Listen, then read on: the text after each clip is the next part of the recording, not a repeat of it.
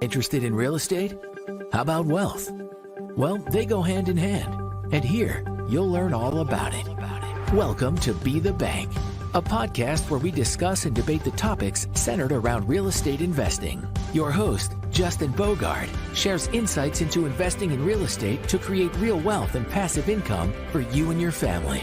He'll share stories of real estate investments done right, walk you through the process of owning a real estate note, and most importantly, educate you so you can be the bank.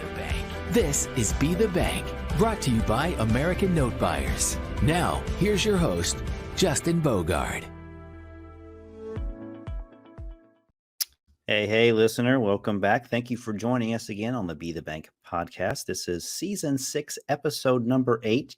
Today, I have my friend Tracy Z that's going to be on the show, and we're going to be talking about all the seller finance data that has been created over the last year, so you can have the numbers in mind of what down payments are and kind of how this is breaking down, so you can see how big the market is. It may surprise you on some of the numbers. Stay tuned.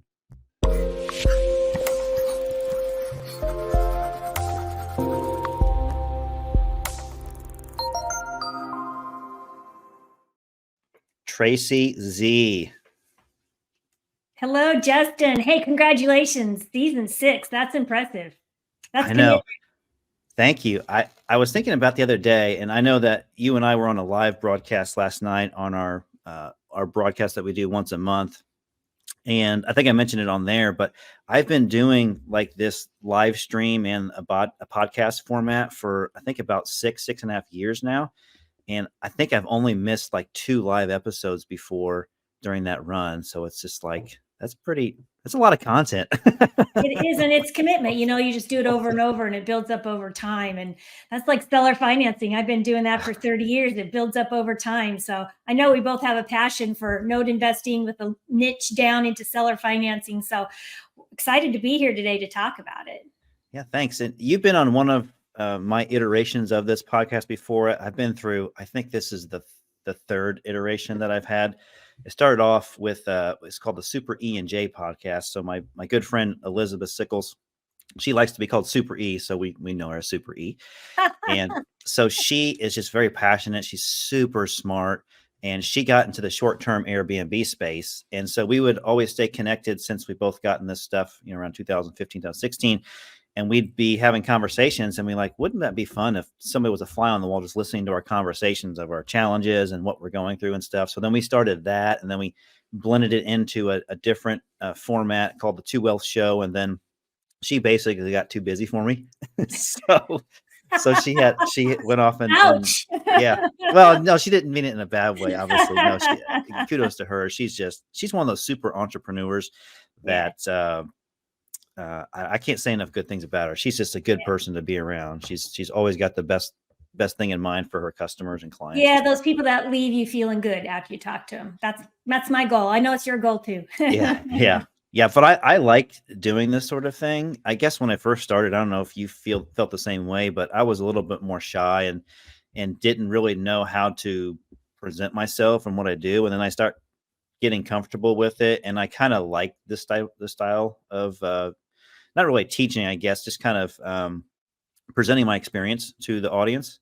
And so luckily a few people follow me, and, hopefully I've changed, some people's perspectives, or at least made them some money. So absolutely to both. So Tracy, where are you at today?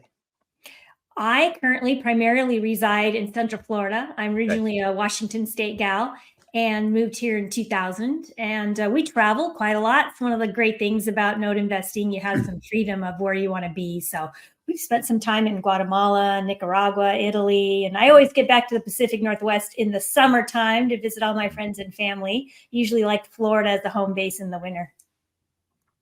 I don't know if you knew this about me, but I actually lived in a camper for a year. I tried to be a nomad.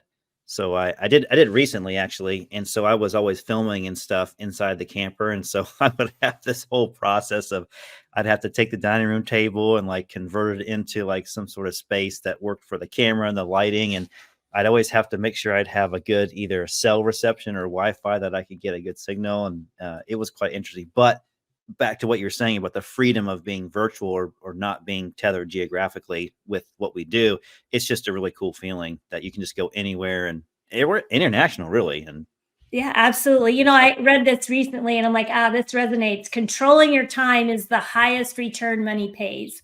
And, you know, that's why I got out of institutional note investing in personal note investing, is because I wanted more control over my time, you know, and that takes different iterations as you go through life. So at first I wanted to spend more time with my daughter, right, as she was growing up. And then I wanted all this flexibility to travel and live anywhere. Now I really love it because I have this opportunity to share people knowledge and experiences that maybe they'll gain something and they can get some of that freedom and control over their time, because that's even better than the yields we get on note investing, is that freedom over our time. And thanks for saying that. And I've finally learned that over the past few years, that the return on time is much more valuable than what you're trying to look for on your investment, especially as an entrepreneur or someone that's doing this full time. You really want to make sure you have that flexibility when you want, which is why we can create our own schedule. So I know you and your husband Fred are both in this business, and you kind of grew up in this business since I think the late 80s, and you talked a lot about that and gave us a good history of that last night on our live show. So if you guys want to check out that, highly encourage you to go to the American Note Buyers YouTube channel and check out the April 10th broadcast that we did last night. And Tracy Z was on there along with Chris 70 and Jay Redding. But Tracy, what kind of started you in the note space to begin with? Like, did you just run across it by being in real estate or what? Yeah, I was fortunate to find it, to discover it, because I grew up in a rural area in up on the Washington, Idaho, Canadian border kind of corner. And I knew about seller financing. So that in rural areas, you'll see some seller financing. That's where the seller owns the property, they sell it to buyer, and they allow the buyer to make payments to them instead of going out and getting a bank loan. So the seller is truly allowing to make payments over time. Some people call it owner financing. Some people call it installment sales. You might have heard contract for deed, but the seller is allowing the buyer to make payments to them instead of getting a traditional bank loan. So I was aware of that. I used to work for a title company, an attorney, and even an escrow servicing company. They had all three of those things in an office, and somebody would pay us to go in and look at the microfiche. I'm dating myself here. Microfiche. To pull up the courthouse recordings where the seller sold and took back payments because they wanted to market to those sellers and buy their notes. Different than bank loans. So these are individuals, right? Not banks, not Wells Fargo, Bank of America, any of that. So I was exposed to it, but I didn't really think much beyond that. Okay. And then I moved, I had a big change in my life, and I moved to the big city. I say that in air quotes as a joke, of Spokane, Washington. And there was a company there that was buying seller finance notes, and they'd been doing it since the 1950s. So here I come in 1988, and I'm like, wow, that's cool. So I went to work for them doing closing and real documents. And somebody introduced me to the financial calculator, and I was hooked. I'm like, whoa, you're doing this. You're buying at a discount. You're getting these kind of yields. So I worked with them and moved my way up into underwriting and due diligence and marketing, and was a vice president with them and helped them turn them into mortgage-backed securities, which hadn't been done with seller financing notes before. Oh, wow. So all of that led to 1997. I also met my husband, Fred, through the business. 1997, we started our own note investing company, and we're at noteinvestor.com. And we've been buying and selling real estate notes for ourselves since then. So got an education on someone else's dime. Thank you very much. I so appreciate that.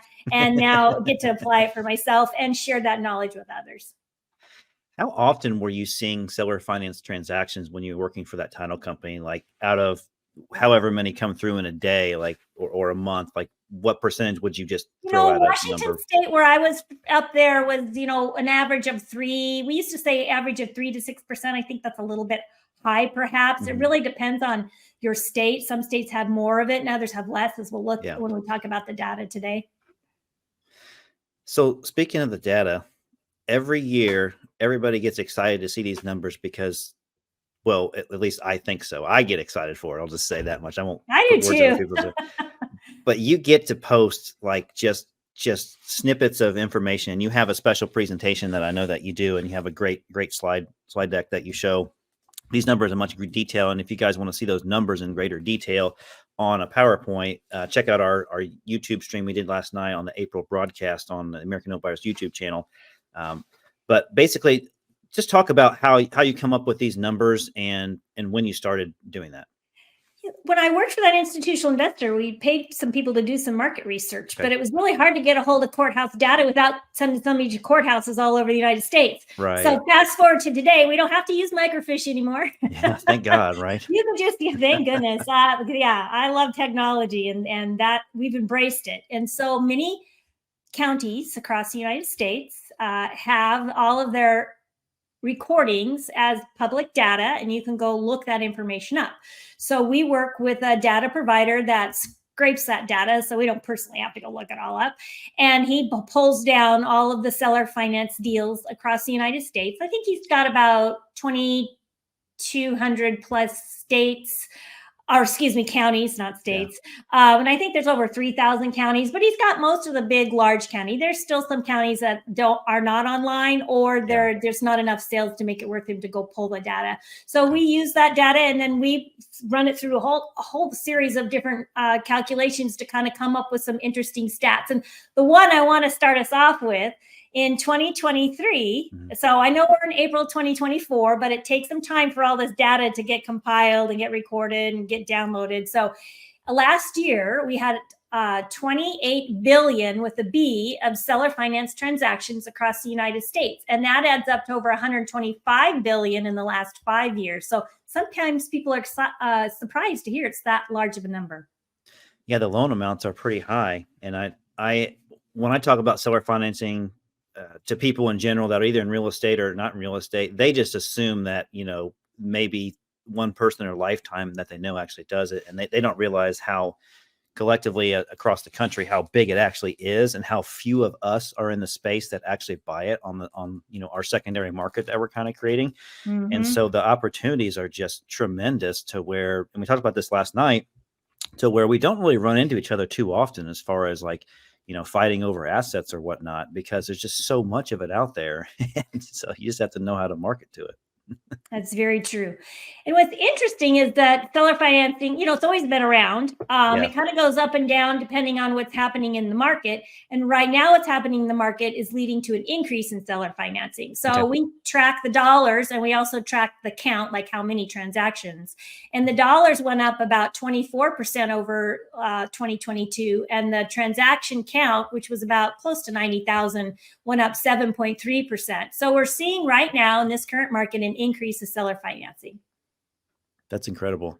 That's incredible. And then you also last night were able to break it down by state, which was even neater to see, because you may make assumptions that your state may do a lot of transactions, but then it may not do a lot of seller finance transactions. Mm-hmm. So what are off the top of your head? I know that you may not know this off the top of your head, but what are the top 5?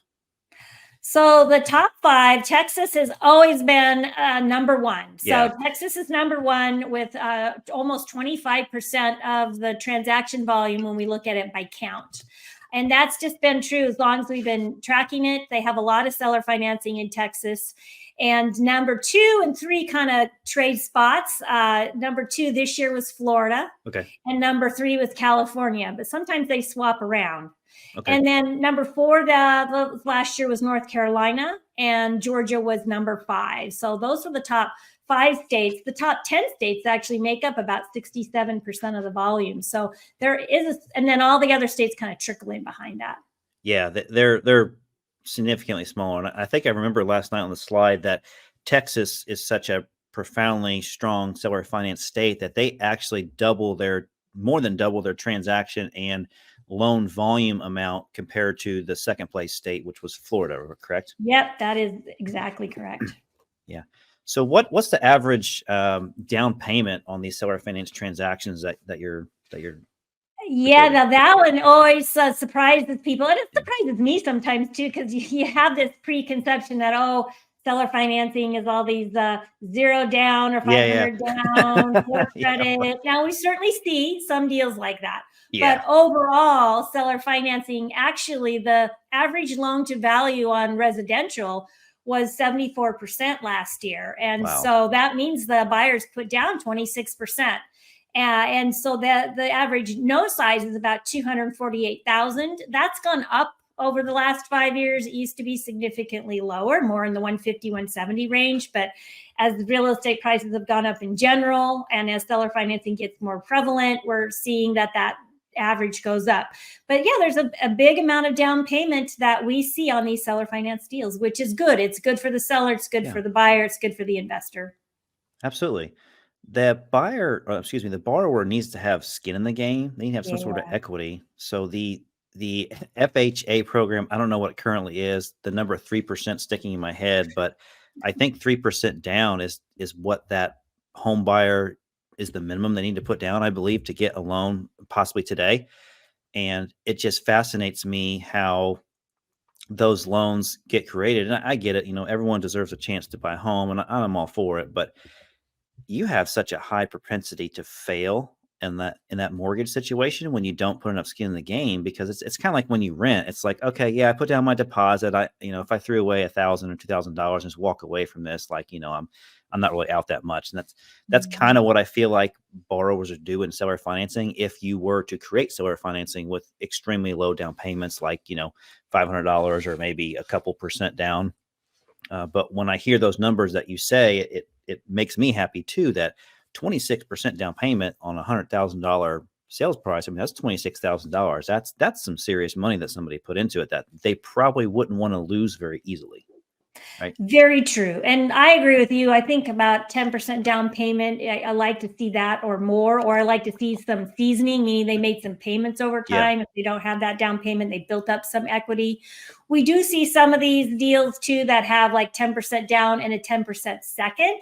And so the first would be 80%. So these stats are based on that first position lien. That's 30,000 or higher. It could be wraps if the seller still owed some debt, and wrap that with an all-inclusive.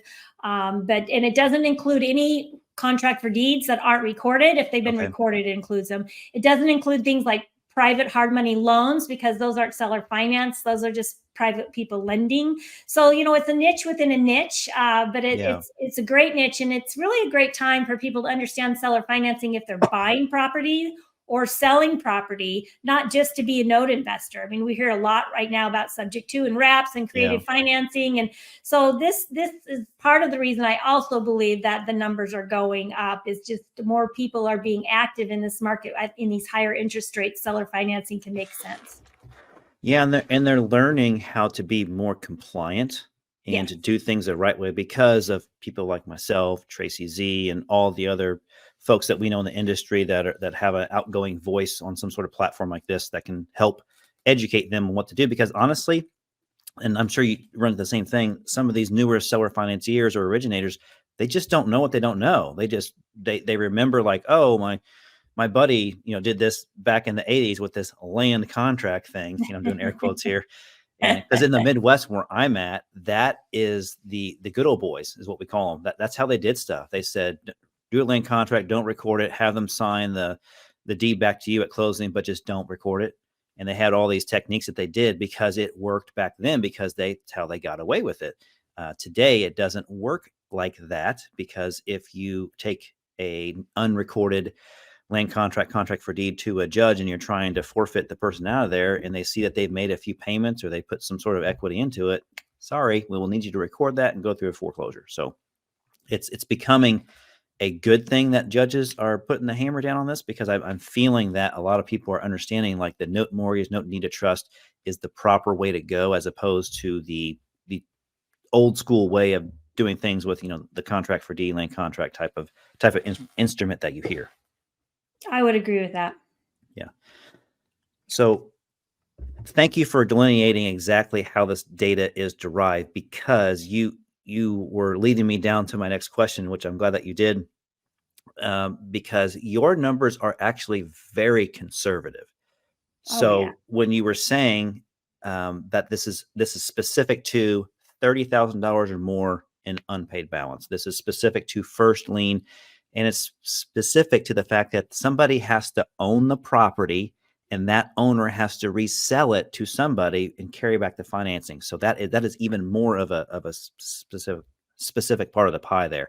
So there's a whole shadow of inventory That's not including this data. So who knows what it could be? It could be double the numbers that you say right now. We don't know, but at least we know it's a minimum, and that minimum is pretty impressive to begin with. Well, it's been enough for all these 30 plus years I've been in business, so I think it'll continue to be enough. Yeah, the interest rate environment question is something that always investors poke me on, and they try to figure out, and they make assumptions just on negative connotations about, okay, if the interest rate raises and you've bought a note that maybe was written at 6% before, they just assume in their head that, that doesn't make sense. Why would I buy that deal if the interest rate's changing? But they don't understand the concept of time value of money, because they don't realize how much of a discount that we got on that 6% note that we bought, a few years back. And that interest rates would have to be astronomical for us to, feel like it's going to be an issue for us on that investment we made maybe 4 or 5 years ago. Yeah, very true. So if we wanted a 10% return IRR over time value of money on a 6% note, we just have to figure out what we can pay in today's dollars for that. And, if people pay off early and we bought at a discount, our yield actually goes up. And, most notes do pay off 7 to 10 years. It was happening much quicker when people were refinancing at very low rates. I think we'll go back to that 7 to 10 year average now. But it's not just residential that this is on. It's also on commercial property, land. There's tons of business note financing that does involve real estate that aren't in these numbers. I mean, we interviewed a business note buyer, and they buy a ton of these seller finance notes that don't involve real estate, all the stuff that doesn't qualify for SBA. We see all these mobile homes and mobile home parks that are seller financed. None of that data is in here because that's not considered real estate, right? It's considered chattel or personal property. So just to validate your point, yeah, this is just a small specific piece of that pie.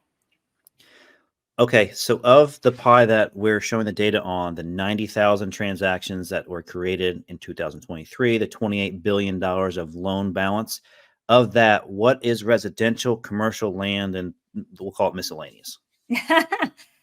Yeah, that's a great question. So we like to look at that. So we look at it both on the count and the dollar amount. So residential was about 50% of the dollar and about 63% of the count. Okay. So it was the lion's share. And then commercial was about 33% of the dollars and 17% of the count. So they're bigger transactions. And land was about 13% of the dollars and 16% of the count, keeping in mind, and you had this a great point last night, keeping in mind that people think, oh, there's a lot of seller financing in land, but when we say 30,000 or more, we probably got rid of a lot of land deals. We did. We got rid of a lot of land. And I thought it was very insightful when you said that. And then we have this little bucket of uncategorized, because the counties don't tell us, but we figured it averages out about the same as those other 3 categories. So it does include all those if they were seller financed, because all of that's considered real estate. What was the average balance on commercial seller carryback data that you had? Yeah, that was 613,000 as the average seller finance note. And that was up 41% from the prior year. So 41%. We're seeing a lot more larger dollar commercials turning to seller financing. And I just think that's an indication of what's happening in that commercial market. It's a lot harder to get financing on commercial deals. It's harder to get financing on a residential home as well. When we talk about the mortgage credit availability index, mortgage credit availability index, that we're seeing it's a lot tighter to get a home loan for a property you want to live in. And we also know on the commercial side, it's a lot harder to get a loan on commercial property. So we see more seller financing when that happens. That's impressive. So in 2022, they had numbers. And then in 2023, the commercial market, I don't really recall off the top of my head if it was good, bad, or ugly as far as raising in property value. I think it was starting to be stagnant to starting to fall. But thanks for bringing that point up about the banking system on commercial, which is probably why we're seeing such an influx of seller financing commercial, because people, they don't have any other choice. And when they don't have any other choice, seller financing becomes the most prevalent way to get the deal done, because typically they don't have the 100% cash to pay for that commercial property. nor are the banks lending on it. So I am seeing it. I'm fortunate enough. I am helping with a big trade desk right now, and for my own stuff, that when I see this stuff, it's very balloon heavy within 5 years. Yeah. And so that tells me that, people are banking on the fact that the rates are going to be coming down or just be more palatable for commercial lending. And then that the banks will be able to start really be more, what do I say, friendly to commercial borrowers to be able to refi that loan. Yeah, Justin, people hear this data and this is you probably get this question a lot too. They're like, oh, this is really cool. You can create your own notes. And they're like, we're just going to go out and we got this commercial loan coming due with the balloon and we can't get it refinanced at decent rates, or that people won't, they're revaluing what they think the property's worth. There's all kinds of problems going on in the commercial lending. We'll just write our own note and go sell it. Well, that's not a seller finance note. There's got to be some consideration. So the consideration is either you've sold property and allowed the buyer to make payments to you, or if you're truly making a loan, that's not a seller finance deal. That's truly originating a loan, and you have to loan somebody the money in order for them to have to pay you back the money. So, people say, I'm just going to create my paper and go out and sell it. Just remember, people, it has to be consideration. Either you're selling the property and taking back a note, or you're originating a note because you're lending somebody the money.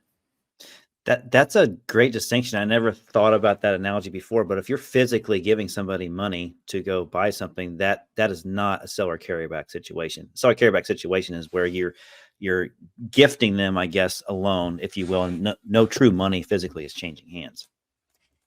Yes, and it's different because different laws apply, especially when you talk about residential, if it's seller financed or if it's a loan, and what kind of licensing you have to have and what kind of disclosures have to be done. So it's important to know the distinction and whether that matters on your transaction. And that's definitely more true of residential owner occupied than is commercial or investor deals. And by the way, as a little side note for those of you listening to this awesome episode today, don't try to do this yourself. If you don't really know what you're doing or haven't asked the right questions, you need to talk to a professional like myself or Tracy or whoever is in this business that's promoting what they do, because there are so many things that you will do wrong that you don't realize you're doing wrong or not compliant, that you just want to pay to have somebody do it. You wouldn't go to WebMD online to diagnose, if you think you had cancer, right? You would actually go to an oncologist and, have them properly diagnose you. So that I would just say strongly use a note professional to help you, and they'll guide you to the proper, attorney or person that can draft the documents for you. So that question doesn't get asked enough by, amateur seller financiers. Yeah, they don't know. The saying is, you don't know what you don't know. So that's why we do these things, to provide information to people, not to scare them, because there's plenty of opportunity to go around. Just make sure you understand what you're doing and use professionals. A lot of us use MLOs, mortgage loan originators, when we're doing in the residential space or even in the land and commercial, just because they help you put together a nice package and be sure that borrower, buyer, depending on how you're looking at it, seller financing, your buyer of the property is your borrower, right? Yeah. So we sort of use that interchangeably a lot, but you want to be sure that they have the income and the credit history to repay you, because you don't want to sell them a property and not get paid and then get it back and it's not in good condition. So you want to make sure to protect them and to protect you that they have that ability to make those payments. All right, land. What's the percentage of land as far as down payment and loan to value and the average balance? So, you, like I, have seen land notes written so many different ways, but we talk about the average. The average is a 70% loan to value, which means 30% down last year.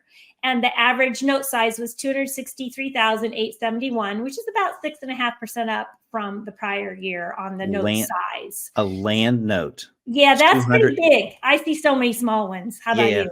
A lot of small ones, probably typically 45K and under. And the parcels are probably, under 8 acres, I would say. Yeah.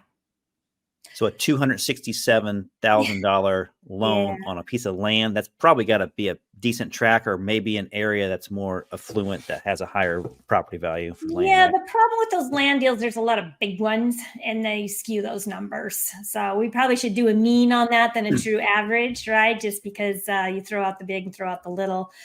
Yeah. One thing I like about land is I like to see that down payment. I like to see that it has comps that are not just in that same development that the developer created. I like to see that borrower that they have good credit history on other trades. That's even more important on land. And I like to do partials on them. So I like to buy, hey, let's buy the next 5 years. If that pays well, maybe I'll buy the rest or I'll buy another 5 years. So it keeps you and that person who created that note kind of in the deal, especially if they're creating multiples of them. So I'm a big fan of the partial purchase where you just buy the next certain number of payments. And then when it pays well, you buy some more. So that works really good on land deals. I'm absolutely on the same page with you on that. I would much rather just buy, all partials, and it just mitigates your risk so much as the lender, because you're going to be in the first position of the first position note, so to speak. You're getting that first entitlement coming to you. 30% down on an average of $267,000 loan. What's that? 80,000?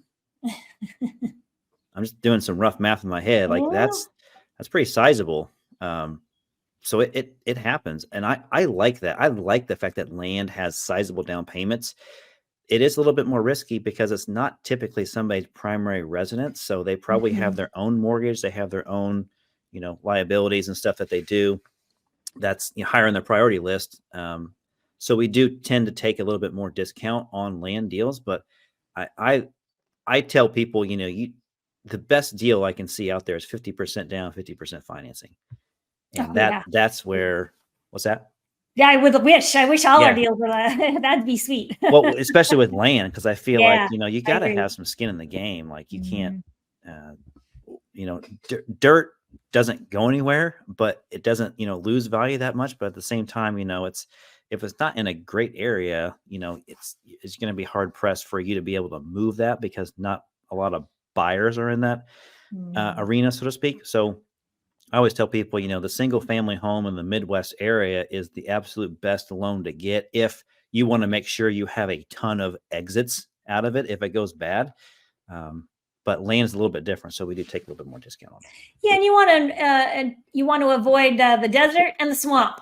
Yeah, that's true. Yeah, I've been guilty of the swamp.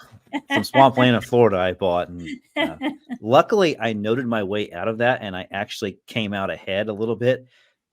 But for the longest time, I wasn't using my seller finance brain, and I bought the parcel in like a small IRA I had, and just kind of forgot about it. And I tried to sell it for cash, and I realized, like, oh my God, like I am not getting cash offers anywhere near what I have into this.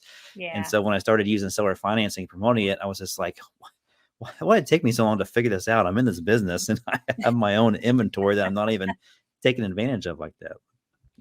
So yeah. Well, people ask about, inventory, and I always like, well, the best place to start, do you have any property you want to sell and create a note? Because that's the best way, create your own inventory. Yeah. If not, then you can start go out marketing like we do, direct to sellers, networking, people with IRA money, all of those great things. Cool. Tracy, in your lifespan of being in the real estate and specifically the note space, being female in this business, is probably more male dominated. I'm just making the assumption, and if you think it's closer to equal, then let me know. But I feel like it's more male dominated. Is that the case? Yes, there are more females in it now than there used to be. But there were many times those first 10 years I was like the only female or one of the only females. You felt like one of the two. But I've seen a lot more women get involved with it as women get more involved in real estate investing, and they like the note side of it because it's not as hands-on but it's good with the detail-oriented paperwork and running the numbers. And so men and women can both excel at it. But I would definitely say finance over the years has traditionally been a male-dominated field. I was mentored by a gentleman back when I started at the institution, and I appreciate that very much for him doing that. And one time I actually thanked him, and he goes, well, I have a daughter about your age, and I hope somebody would do the same for her someday. So there's awesome. A lot of great people out there, male and female. I know there's a lot of bad stories out there too, but unfortunately I have some good ones. So it's nice to acknowledge those people who've done a nice job mentoring along the way. And now you get to pay it back or pay it forward. Yeah.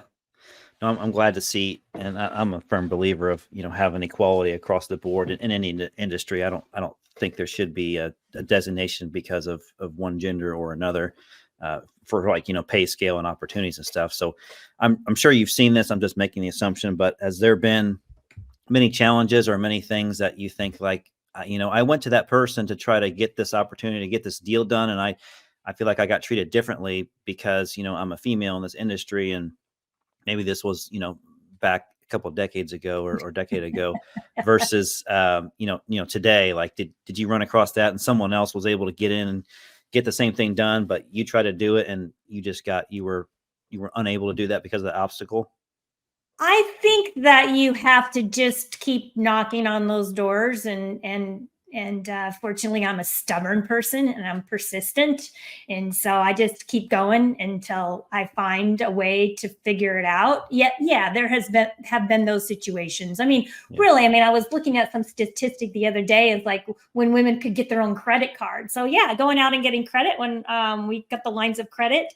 That always is can be a little bit more challenging. I mean, fortunately, I mean, let's just be honest. As my husband was also in the business, there are some advantages to that. And he always jokes, when people ask something, and he's, and they'll look at him and he's like, I don't know, ask her. She's the detail oriented one. He's super smart.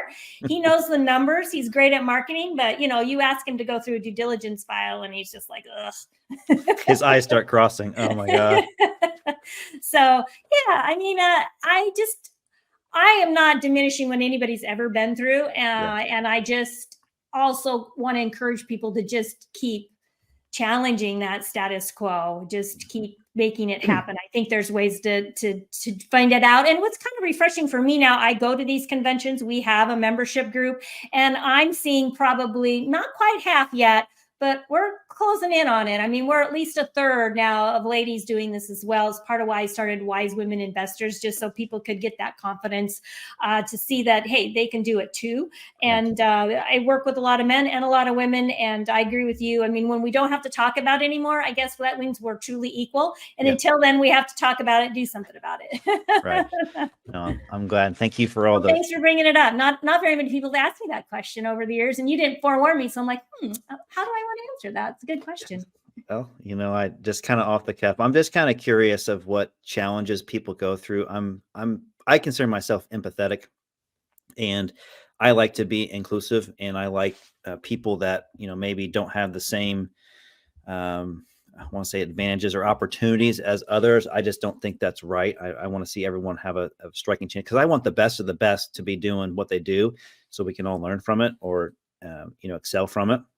And I'm just a believer in that. So I just always, admire somebody that didn't have the same opportunities maybe as me, and just, commend them for sticking to it and having the tenacity and the, I think stubbornness is actually a good quality because it allows you to have thick skin and just, doing the brushing the shoulder here, wiping the haters away. So, I think it's awesome. Yeah, and I think empathy is good in this business. Listening is good. So if I deal with a mom and pop seller who maybe they've only taken back one note their whole life, I want to be approachable. I want to understand what challenge they're trying to overcome in selling their note, or what opportunity they're seeking, or so by listening and not being overbearing and demeaning to them, I think that can be an advantage. And so I think you can be that way whether you're a man or a woman, but it's something that you need to cultivate, especially when you have a whole lot of knowledge and they don't make them feel like that. You have to instill confidence, but you want to be approachable, that you're there to help. There's been times I've told people, selling me your note's not the best thing to do. Here's some other things that would be better for you to do. And if that doesn't work out, then let's talk. But not always. You're there to solve and to serve, and not just to make a buck. And I know that's hard to do when you're trying to make a living. But I think you've always got to put the people first. And it took me a while to honestly realize that, because just like everybody, when you're starting out, your eyes are more focused on the dollars. But you find that they follow if you put the people in the best solution first. Absolutely. That's very well said. I think that industries in general, not just what we're in, but a lot of industries I see, there's very stereotypical silos of groups of people. You got we'll say the older generation of people, we'll say like older men, they may have this type of mentality, or they're perceived as having this mentality. And then you have, a group of women that are trying to get into that industry, and you have younger men professionals, and you have, different races. Unfortunately, it's been that way to where people, maybe aren't giving that person the respect they deserve. And I feel like in our business, especially since I've been in it since about 2016 full time, I don't see that. I don't see any gender. I don't see any race issues. I see everyone, just as long as they have the knowledge, they're all equal, even a newer person versus somebody that's been in the business for 30 or 40 years. And I just think that's really cool. And not a lot of industries today, I don't think, can say that. I agree. Yeah. And we're kind of the Main Street approach. And I think that makes us more real and down to earth, because we're having to find solutions to problems that the banks and the Wall Street people haven't. And maybe that just by nature, that by default, we're that way. Maybe. It's a good question. We're all in this cave together. We got to figure out how to get out to the light on our way through it. I will also say I've met a few people over the years who did not have other people's interests at heart. So I would also say, the whole trust but verify. If you're doing business with somebody, go out and search them on the internet. It's real easy to find out if they've got lawsuits or judgments or cases against them. So I'm not here to say everybody has your best interests at heart, but I think you can find those that do pretty quickly. Yeah, you and I won't do this on the show right now, but we can probably count them on our hand, the people that you don't want to do business with, because it's such a small community that those of us talk. And believe me, if you're out there listening, we do talk to each other and be like, hey, I had this deal and it went sideways, or this person did this to me. I'm just letting you know. And we all let each other know, like, hey, this is happening. This is a person that you want to just kind of make sure you definitely follow through with some due diligence and make sure that everything is up to code, if you will. So. Yeah. And, it's a great business. We see some people are mom and pops doing that one note in 12 months. That's about 86%. We've got people that are doing 2 or more. That makes up the other about 14%. So there's plenty of room for everybody in there. I hope that if people start looking at seller financing, they do what you mentioned, and they get the advice, and they use good professionals to make sure they write that paper correctly, because there's no better position to be in than a first position loan. I mean, look at the banks. That's why they all do it. And so there's no reason a person can't do it, or an entity, or your self-directed IRA, or your LLC. And maybe it's just a piece of your business, but as rental rates, cap rates, all these things happening on rental properties, we're seeing more people moving over to notes, because one, you can get better velocity. It can happen quicker, faster. I can manage more notes, and I can manage properties. And I don't have all those headaches of the tenants, toilets, trash. I can take the opportunity that is presented by these higher interest rates we've got going on right now, with not as much work as a rental. So I think it's a good time for people to hear about it. I'm glad you have this podcast so people can learn more about it. If anybody wants to hear about me, we're at noteinvestor.com. Feel free to visit there, and you can even download a copy of the stats that you mentioned. Tracy, thank you so much for your tutelage that you've given me over the years. Thank you so much for your time today on our show. Thank you for being on our broadcast last night. You and Fred are awesome. Happy belated birthday to Fred. He's on a birthday trip right now. So he's out fishing in the Keys. I want to live his life. He's always has a cigar, and he's fishing. He's doing this cool stuff. Like I want his life. I am living vicariously through Fred right now. That's right. But, well, thank you, Justin, for what you do. And thanks for having me on the show. And thanks the other day for helping me out on a deal up in your neck of the woods, just to say that we're a community. I appreciate that. Yeah, you're welcome. And Fred and Tracy also do the big online event every year called the Cash Flow Expo. So that'll come around next February. So look out for the marketing for that. You definitely want to join that. It's free. And then you can buy the recordings and the videos if you can't stay and watch the shows. I think you guys are 3 days long now on we went 4 days. I talked Fred into 4 days. I don't know if he's forgiven me yet, but normally it is 3. You're right. But we had so many good speakers, yourself included, that we just had to go to 4 days. And if anybody missed it, they can actually still get the recordings. It's all very timely information. Yeah, it's cool. You can jam pack it all into 1 day, and you might get it so big now you might have to do it like one a month for a couple of months. Do a session, do a couple hour session on this day of the month, and then next week you're doing these. so people can catch it live. We'll take that under advisement.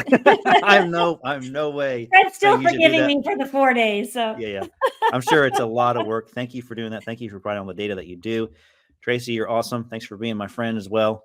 And guys, this is episode number 8 with Tracy Z, season 6 on the Be the Bank podcast. And we will catch you guys on the next episode. And thanks, Tracy. thank you, Justin. Bye. Bye. Thanks for listening to Be the Bank. We hope you learned something from today's show.